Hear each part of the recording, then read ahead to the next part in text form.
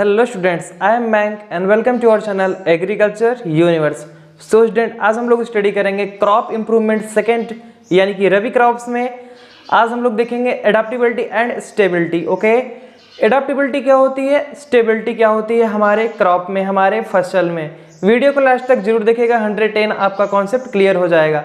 तो चलिए शुरू करते हैं। What is adaptability? Okay student, adaptability क्या होता है? फर्स्ट ऑफ ऑल जानेंगे हम लोग की अनुकूलन क्षमता क्या है। ओके, यहाँ पर देखेंगे हम लोग क्रॉप के पर्पस में। Adaptability in crops refers to their ability to thrive and produce good yield in various environmental condition, okay, such as different climates, soil type and level of moisture. Okay, चलिए यहाँ पे देखते हैं हम लोग, हिंदी में समझते हैं क्या कह रहे हैं भाई साहब। एडाप्टेबिलिटी इन क्रॉप यानी कि अनुकूलन क्षमता जो होती है वो हमारे फसल में रिफर करती है टू देयर एबिलिटी, यानी कि उसमें कितनी एबिलिटी है, टू थ्राइव यानी कि विषम परिस्थिति में कितने अपने आप को एबल कर पाती है वो, एंड प्रोड्यूस गुड यील्ड, और प्रोड्यूस करती है अच्छे उपज को, इन वेरियस एनवायरमेंटल कंडीशन यानी कि अलग अलग वातावरण में, सच एज डिफरेंट क्लाइमेट अलग अलग जलवायु में, अलग अलग मिट्टी में, एंड लेवल ऑफ मॉइस्चर अलग अलग मॉइस्चर लेवल में भी कितने आपको कोई भी क्रॉप्स जो है वह कितना अपने आप को वहाँ पे एडाप्टेबिलिटी कर पाता है, यानी कि कितना अपने आप को एडाप्ट कर पाता है, अनुकूलन कर पाता है। ओके, यही यहाँ पे है। Essentially adaptable crops can adjust to change in their environment, ensuring successful growth and harvest even when conditions are less than ideal। देखिए सबसे बड़ी बात कह रहा है कि जो एडाप्टेबल क्रॉप होते हैं, नाम से पता चल रहा है एडाप्टेबल यानी कि अनुकूलन, वो जो फसल होते हैं वो अपने आप को एडजस्ट कर लेते हैं। Okay, to change their environment, जैसे ही उनका वातावरण बदलेगा वो अपने आप को क्या करेंगे, एडजस्ट कर लेंगे। इंश्योरिंग सक्सेसफुल ग्रोथ, जिससे एक अच्छा खासा ग्रोथ हम लोग को देखने को मिलता है। एंड हार्वेस्ट, और हार्वेस्ट कटाई किया जाता है even when condition are less than ideal, यानी कि जो कटाई का जो समय होता है वह नहीं भी रहा तब भी अगर हम लोग हार्वेस्टिंग करते हैं तब भी क्या होगा कि उसके पहले वो अपने आप को तैयार कर लेते हैं, एडजस्ट कर लेते हैं। ओके, यही बात कह रहे हैं यहाँ पे।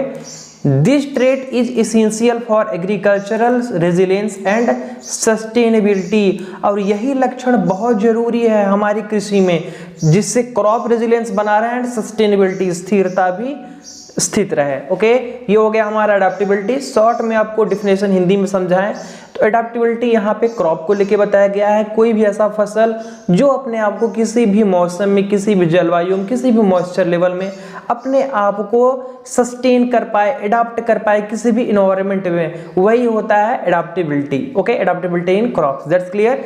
चलिए आगे देखते हैं हम लोग।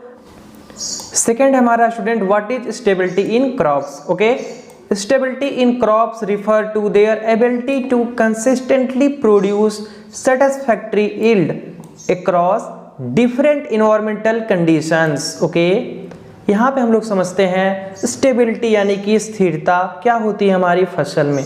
Stability in crops refer to their ability to consistently produce, यानी कि जो फसल है हमारी उसके अंदर इतनी एबिलिटी रहनी चाहिए ताकि वह कंसिस्टेंट प्रोड्यूस करे सेटिस्फैक्टरी यील्ड, यानी कि जितना हमें उपज चाहिए वह उपज वह लगातार सेटिस्फैक्टरी यील्ड हमें दे। ओके, ये हो गया हमारा अक्रॉस डिफरेंट इन्वायरमेंटल कंडीशन, यानी कि अलग अलग इन्वायरमेंटल कंडीशन में भी हमें सेटिस्फैक्टरी यील्ड मिलता रहे, such as variation in soil type, rainfall, temperature and pest. जैसे कि अगर मौसम में थोड़ा बहुत बदलाव होता है, एनवायरमेंटल कंडीशन में, आपके सॉइल टाइप में थोड़ा बहुत, मृदा में, मिट्टी में कर कुछ हेर फेर होता है, रेनफॉल हो गया वर्षा में, टेम्परेचर हो गया तापमान में, पेस्ट वगैरह कीट लगते हैं, अगर कुछ भी होता है थोड़ा बहुत तो वह अपने आप को क्या करे, सस्टेन किए रहे, स्टेबल रहे क्रॉप, और आपको क्या करे, वो सेटिस्फैक्टरी यील्ड प्रोड्यूस करके दे, वही होता है स्टेबिलिटी हमारे फसल में। ओके, तब तो हम मानेंगे नहीं हाँ भाई हमारा जो क्रॉप है वो स्टेबल है।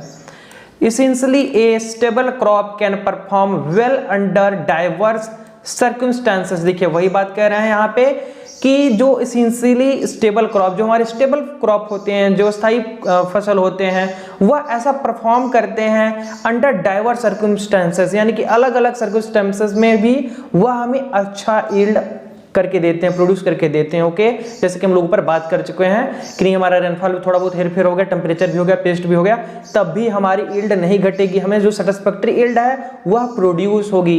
वो कैसे प्रोड्यूस होगी? अगर आपके स्टेबल क्रॉप होंगे तभी। ओके, यानी कि अगर अनस्टेबल क्रॉप होंगे तो वह खराब हो जाएंगे। That's clear. Minimizing the risk of yield loss due to unpredictable factor, यहाँ पर बताया जा रहा है कि इसमें क्या होता है, जो आपकी स्टेबल क्रॉप होते हैं यहाँ पर रिस्क जो होती है वो मिनिमाइज हो जाती है, घट जाती है। आपकी जो उपज होगी उसकी जो यील्ड होगी वो वहाँ पे एक तरीके जो मिनिमाइजिंग रिस्क होंगी वो घट जाएंगी। Loss due to unpredictable factor, यानी कि अगर आपकी जानकारी में नहीं ऐसा कोई भी अनप्रेडिक्टेबल फैक्टर है जो इफेक्ट कर सकता है क्रॉप को, तो वो वहाँ पे सप्रेस हो जाएगा, वो वहाँ पे काम नहीं आएगा, और जो आपका स्टेबल क्रॉप है वो आपको उतना यील्ड देगा। ओके, सो यही हमारा स्टेबल क्रॉप। होप दोनों टॉपिक आपको अच्छे से समझ में आ गया होगा, एंड फिर मिलता है नेक्स्ट वीडियो में बेस्ट लेक्चर के साथ। तब तक के लिए बाय बाय, टेक केयर।